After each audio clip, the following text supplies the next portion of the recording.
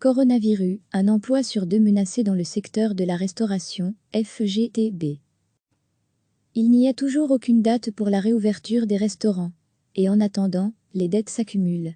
Sans compter que la reprise devrait se faire en mode mineur dans un premier temps, notamment pour respecter les règles de distanciation sociale. Autant d'éléments qui font dire à la FGTB que l'on se dirige vers un bain de sang social dans le secteur, si de nouvelles mesures ne sont pas prises.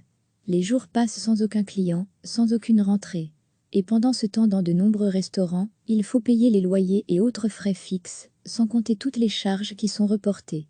Pour ne rien vous cacher, j'ai déjà fait une demande de crédit à la banque de 150 000 € pour couvrir tous ces frais. Et donc on va voir ce que la banque va me répondre. Mais si elle ne suit pas, je ne donne pas cher de ma peau dans les 6 mois, explique Renaud Waterloo, le patron de Ricotta et Parmesan au centre de Bruxelles.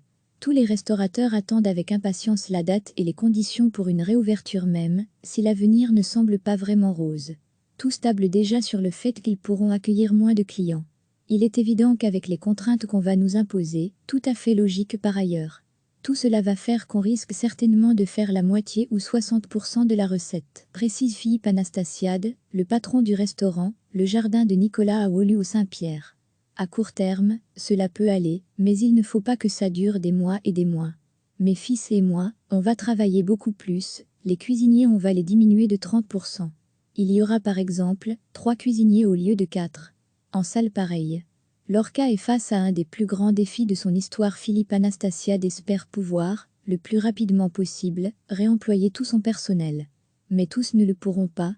La FGTB s'attend à un bain de sang social dans le secteur.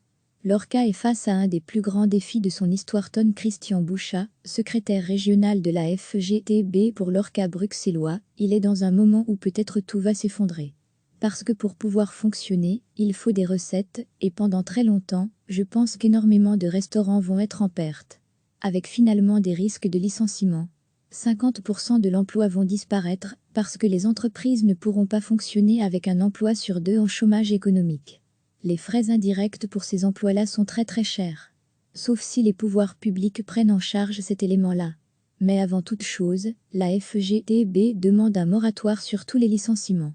Pour le syndicat socialiste, il faut aussi lever des sujets tabous dans le secteur, la TVA à 8% ou l'obligation de payer par carte.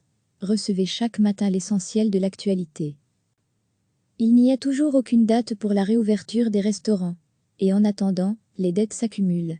Sans compter que la reprise devrait se faire en mode mineur dans un premier temps, notamment pour respecter les règles de distanciation sociale. Autant d'éléments qui font dire à la FGTB que l'on se dirige vers un bain de sang social dans le secteur, si de nouvelles mesures ne sont pas prises. Les jours passent sans aucun client, sans aucune rentrée. Et pendant ce temps dans de nombreux restaurants, il faut payer les loyers et autres frais fixes, sans compter toutes les charges qui sont reportées. Pour ne rien vous cacher, j'ai déjà fait une demande de crédit à la banque de 150 000 € pour couvrir tous ces frais. Et donc on va voir ce que la banque va me répondre. Mais si elle ne suit pas, je ne donne pas cher de ma peau dans les 6 mois, explique Renaud Waterloo, le patron de Ricotta et Parmesan au centre de Bruxelles. Tous les restaurateurs attendent avec impatience la date et les conditions pour une réouverture même, si l'avenir ne semble pas vraiment rose. Tous tablent déjà sur le fait qu'ils pourront accueillir moins de clients. Il est évident qu'avec les contraintes qu'on va nous imposer, tout à fait logique par ailleurs. Tout cela va faire qu'on risque certainement de faire la moitié ou 60% de la recette, précise Philippe Anastasiade, le patron du restaurant, le jardin de Nicolas à Woluwe-Saint-Pierre. À court terme, cela peut aller, mais il ne faut pas que ça dure des mois et des mois. Mes fils et moi, on va travailler beaucoup plus, les cuisiniers on va les diminuer de 30%. Il y aura par exemple 3 cuisiniers au lieu de 4. En salle pareille. Lorca est face à un des plus grands défis de son histoire. Philippe Anastasiade espère pouvoir, le plus rapidement possible, réemployer tout son personnel. Mais tous ne le pourront pas. La FGTB s'attend à un bain de sang social dans le secteur.